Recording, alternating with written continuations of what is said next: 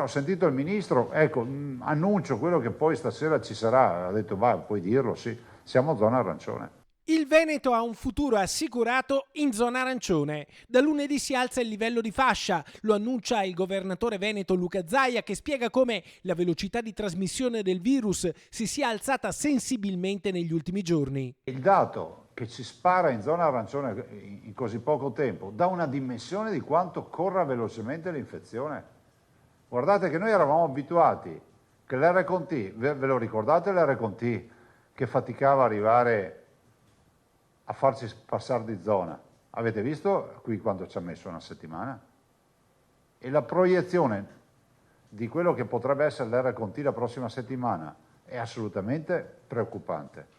Essere in zona arancione per il nuovo DPCM che entra in vigore domani significa, con le dovute eccezioni, divieto di uscire dal proprio comune, salvo chi abita in paesi con meno di 5.000 abitanti. In tal caso ci si può spostare per un raggio di 30 km, mai però per raggiungere il comune capoluogo. Coprifuoco dalle 10 di sera, anche se è allo studio la possibilità di anticipare il blackout degli spostamenti alle 8 di sera nel caso in cui i contagi dovessero aumentare senza controllo.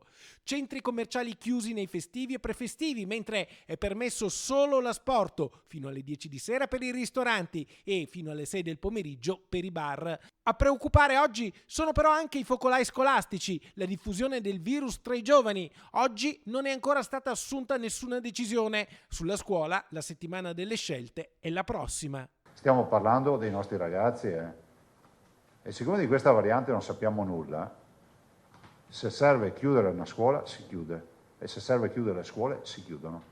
In questo momento non ve lo so dire perché ci vuole una base scientifica, l'elaborazione la sta facendo la dottoressa Russo con i suoi, però noi, guardate, posso aver avuto qualche esitazione in questo anno su alcune misure più o meno, ma su sta roba qua non si discute.